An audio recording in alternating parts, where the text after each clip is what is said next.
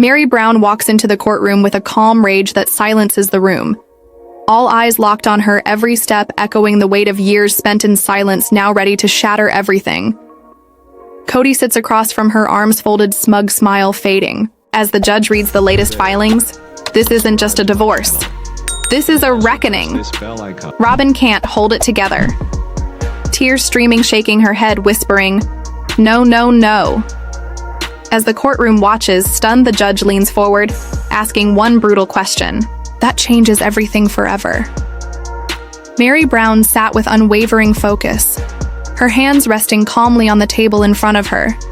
But the storm inside her had already started to show in her steady gaze. The courtroom was filled with tension. Every seat, taken, every whisper, silenced the moment she walked in across from her. Kody Brown avoided eye contact, pretending to read through papers, pretending not to care, but the redness in his face told a different story. Robyn sat beside him, her body stiff, her fingers trembling with every passing second. The reality of what was happening began to sink deeper. The judge entered and called the session to order, the room quieted even further. As Meri stood without hesitation, she began to speak. Not with anger, but with cold, piercing truth. She detailed years of emotional neglect and silent suffering, not out of bitterness, but because the truth finally demanded to be seen and heard. Every word she spoke landed like thunder, each fact, each timeline, laid out with such clarity it was impossible to ignore. Kody shifted in his seat, arms crossed, jaw clenched. He had been the one in control for so long, the center of the family, the one who shaped the narrative. But now he was losing grip. The courtroom could see it too. The mask was slipping, and behind it stood a man completely unprepared for accountability. Robyn looked desperate, her eyes darting between the judge and Kody, whispering occasionally, but receiving no answers, as Meri described how decisions were made behind closed doors, how love was handed out in conditions, how silence was expected in return for acceptance. The courtroom felt the weight of those years. The judge listened carefully, noting the consistency in her timeline and the strength of her testimony. Then came the moment that shifted the tone completely. Meri revealed a set of text messages sent by Kody, messages that painted a different picture from the one he tried to portray publicly. His words were dismissive, cold and dismissive of Meri's place in the family. He had always denied speaking that way in interviews, but now the proof was undeniable. Gasps echoed through the courtroom. Robyn covered her mouth, her body shaking. She seemed genuinely shocked, or maybe afraid of what might come next. The judge leaned forward, reading the texts aloud one by one. The tone changed. The atmosphere grew heavier. The judge asked Kody to respond, but all he managed was a vague statement about being misunderstood. It didn't land by the end of the day. It was clear this wasn't a typical divorce hearing. This was a public dismantling of a false narrative, and Meri was taking her power back piece by piece, word by word, and Kody had no idea how to stop it. As the courtroom resumed the next day, there was a distinct shift in energy. Gone was any illusion of control from Kody Brown. He walked in with tighter shoulders, a forced smile, and the weight of public exposure pressing down on him. Meri Brown, however, arrived composed, poised, almost serene. Her confidence radiated from the moment she sat down, every move calculated, every word, backed by years of buried truth finally given breath. The judge began by acknowledging the previous day's revelations, noting how the text messages contradicted prior public claims made by Kody and how they raised serious concerns about manipulation within the family dynamic. Kody leaned forward, trying to interject, but the judge raised a hand, signaling silence. It was Meri's turn again, and this time she brought documents, old calendars, notes, even screenshots that outlined a long pattern of exclusion from family decisions and events. Moments where she was deliberately left out while Robyn became the unspoken priority. Robyn now looked visibly strained, her eyes red from crying, her hands clenched in her lap. She whispered something to Kody, but he ignored her, focused instead on the documents Meri laid before the court. These weren't just emotional claims, these were timelines, hard dates, clear evidence of a shift that mirrored what fans had speculated for years but never seen confirmed until now. The courtroom remained silent except for Meri's voice, strong, unwavering. She spoke of birthdays, Missed plans canceled and family photos cropped, her presence erased slowly, methodically over the years. She never raised her voice, never cried. It was her steadiness that made every word more damning than if she had screamed when the judge invited Kody to respond. His tone changed from smug to defensive. He tried to justify his actions, claiming miscommunication and family growing pains, but it didn't land. The judge pressed him to explain the contradiction between his public persona and the messages submitted as evidence. Kody stammered his answers, vague and circular, offering no clarity, just deflection. Robyn finally broke her silence, her voice cracking as she tried to defend their choices. She claimed they never meant to hurt anyone, that they were just doing what felt right for their family. But as she spoke, the courtroom seemed unconvinced it wasn't about intentions anymore. It was about consequences.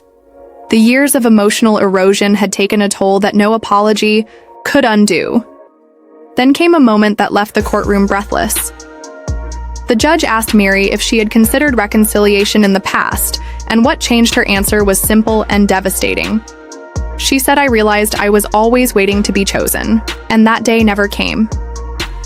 The silence that followed. Her words was thick, heavy. It wasn't just a response. It was a declaration, a closing of a chapter that had kept her in limbo for far too long. By the end of the second day, it was clear this was no longer just a case about divorce assets or legal arrangements. It had become a case study in emotional abandonment and survival. And while Kody sat diminished in the corner, unsure of how the narrative had escaped him, Meri stood stronger than ever, holding the truth with both hands and refusing to let it be rewritten again. The third day in court began with an eerie quietness. The gallery filled quickly, spectators whispering about the explosive revelations from the day before. The judge entered, eyes scanning both parties, and acknowledged the gravity of the case. Before proceeding, Meri Brown once again took her seat with calm determination. She was no longer the woman who had once doubted her worth. She was the woman who had decided enough was enough, and her presence alone said what words couldn't. The judge began by addressing the emotional abuse claims which had now become central to the case, asking both parties to respond to the emotional toll described in prior testimony. Meri was invited to speak first, and she did not hesitate. She explained the years of subtle rejection, not through dramatic outbursts, but through withheld affection and shifting alliances. She painted a picture of being quietly pushed aside as Kody formed a new family dynamic that excluded her in every meaningful way. She recalled holidays where her gifts were forgotten, family trips she learned about through social media, and phone calls that were never returned. It wasn't one big betrayal. She said it was 1,000 small ones, each cutting deeper than the last. Every time I forgave him, it taught him he didn't need to change. Her words hit hard, and the judge nodded thoughtfully. Kody leaned into the microphone, clearing his throat. He attempted to dismiss the accusations as subjective experiences, claiming everyone remembers things differently. But when asked if he denied the timeline presented by Meri, he couldn't give a straight answer. He tried to shift focus to the stress of plural marriage, the logistics, the pressure from fans and the media. But it all felt like evasion, not explanation. Robyn then asked to make a statement, visibly shaken. Her voice cracked as she admitted she had become the center of Kody's attention. Over time, she said she didn't intend to replace anyone, but that it was clear in hindsight how her presence shifted the balance. She turned toward Meri and said through tears, "I'm sorry I didn't see it then, and I didn't stop it when I should." Have the courtroom sat stunned, unsure if her apology was genuine or damage control. But either way, the emotional weight was undeniable. Then came the testimony from a family therapist who had been brought in years ago to help mediate between the wives. The therapist testified that she observed favoritism and emotional distancing firsthand, that her recommendations were not followed, and that she believed Meri had been gaslit into thinking the breakdown of the relationship was her fault. This independent voice carried enormous influence, and the judge took careful notes as she spoke. By now, Kody's demeanor had shifted from defensive to visibly anxious. His legal team whispered frantically as the case turned more emotional and less about paperwork. This wasn't about custody or financial division anymore. It was about truth, legacy, and public accountability. And he was no longer holding the narrative in his hands. Before the court adjourned for the day, the judge asked Meri one final question. "What outcome are you hoping for?" And Meri answered without pause, "Closure and respect." Her voice didn't shake her eyes, didn't flinch. The gallery was silent. Even Robyn looked away, unable to meet her gaze as everyone stood. To leave, it was clear the tide had turned in ways Kody had not expected. What started as a divorce hearing had become a truth-telling tribunal, and Meri was emerging as the voice that refused to be silenced any longer. The fourth day began under a cloud of media. Frenzy, the courthouse steps crowded with reporters, fans, and camera crews eager to witness the next chapter in a trial that had unexpectedly gripped the public. The judge opened the session with a firm reminder that this was a court of law, not a spectacle, but even he couldn't deny the weight of what had unfolded so far, and today would only take things further. Meri Brown walked in first. Her head held high, her outfit simple, her face calm. She took her seat with the same quiet strength she had carried each day this week. Kody entered next. Looking visibly tired, the usual bravado gone, replaced by a kind of wary hesitation. Robyn walked beside him, eyes low, her expression unreadable, the weight of their crumbling image now unmistakable. Today's focus was the final division of assets and official declarations. But the courtroom quickly turned once again to emotional matters when the judge asked for final statements from each party. Meri stood, slowly looked directly at Kody, and began. Her voice was steady and even. She said this was never about revenge. This was never about exposing anyone for entertainment. This was about finally telling the truth. Because for so long, the truth was buried beneath the illusion of unity. She went on to recount the toll of staying in a relationship where love was conditional and acknowledgement was rare. She said it taught her how to disappear in plain sight, how to smile through pain, how to carry a family on her back while being left. Out of its core decisions, she spoke not as a victim, but as a survivor. Someone who had lived through the slow erosion of self and finally stepped out before it destroyed her completely. Kody stood next and tried to reclaim some ground. He spoke about the complexity of their plural marriage, the stress, the sacrifices, the misunderstandings. He tried to explain away the favoritism as organic and unintentional.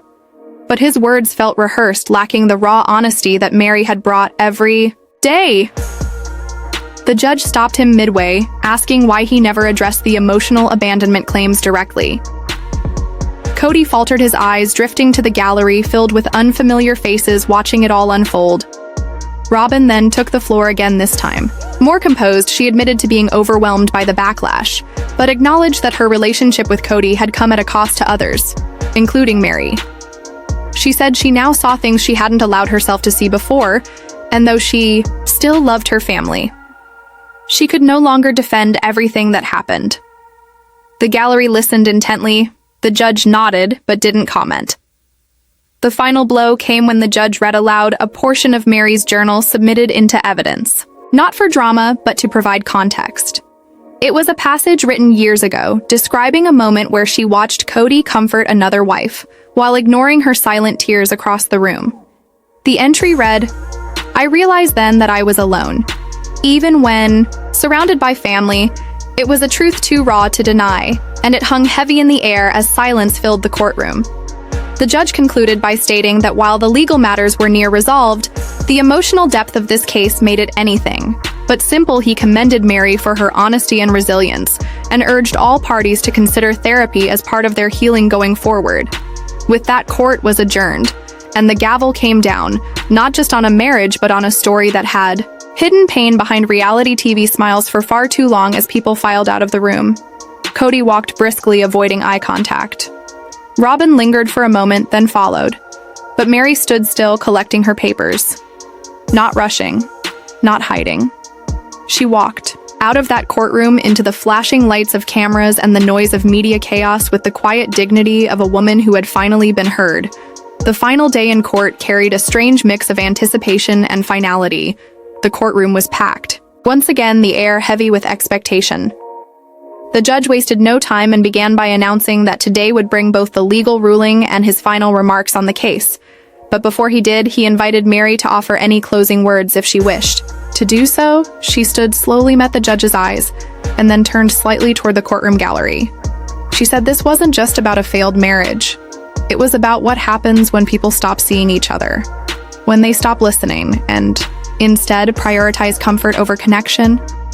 She spoke about how easy it is to get lost in a family when no one is willing to fight for you. How she began to doubt her own worth because the silence around her pain was deafening for years. She had convinced herself that staying was strength, but now she knew walking away took even more courage. Kody didn't interrupt, but the discomfort was visible in his clenched fists and tight jaw. Robyn sat still, hands folded in her lap, as Meri's words filled the room. Not with anger, but with a sort of sacred clarity. She said she forgave, but she would never forget, because forgetting meant allowing it to happen again. And that chapter of her life was now over. The judge then turned to Kody and asked him plainly what he had learned from this process.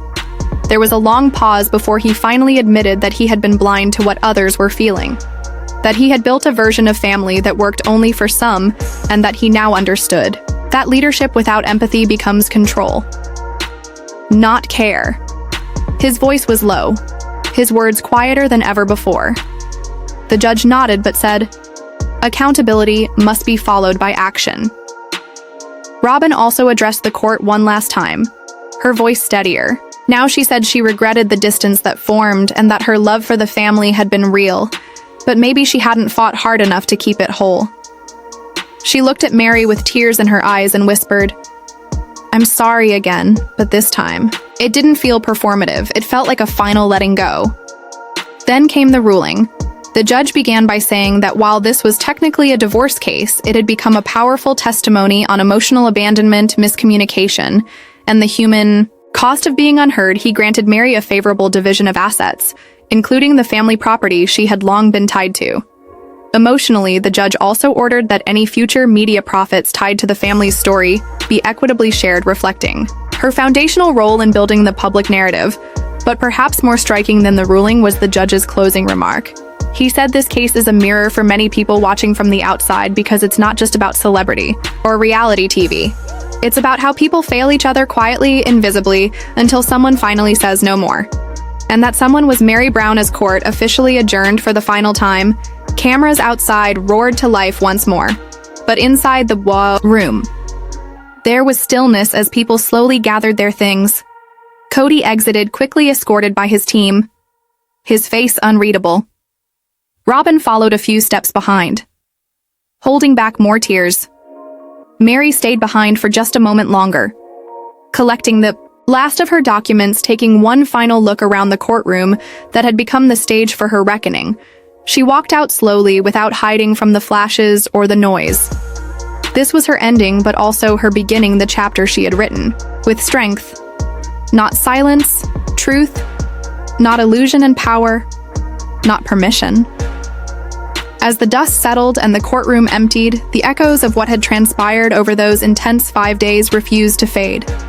This was never just a divorce. It was a revelation, a reckoning, and for Meri Brown it was a liberation. Years of being overlooked, dismissed, and emotionally sidelined had culminated in a moment where her truth not only found a voice but demanded to be heard and respected. She didn't just walk away. From a failed relationship, she walked away from a narrative that had painted her as the forgotten one, the background character in someone else's story, and she reclaimed it on her own terms. Kody Brown, once the patriarch holding the threads of a complex family dynamic together, was left exposed, no longer able to hide behind rehearsed charm or vague justifications. The court saw through it. The public saw through it. And perhaps most painfully, he saw it unravel in real time. Robyn two-faced, a mirror she may not have expected to confront, and while her words of apology came late, they still carried the weight of acknowledgement, something Meri had waited on for far too long. The judge's ruling may have closed the legal chapter, but it was Meri's courage, resilience, and refusal to be silenced that closed the emotional one. She turned her pain into power, her silence into testimony, and her heartbreak into healing. What unfolded in that courtroom will be remembered not just for the headlines it created, but for the deeper message it sent about emotional neglect, quiet suffering, and the strength it takes to finally say enough. As Meri walked into her new life, free from the shadows of a past that no longer served her, she did so with the kind of grace that comes from surviving the storm and choosing not just to move on, but to rise above. And in that rise, she didn't just destroy a narrative, she rebuilt her own.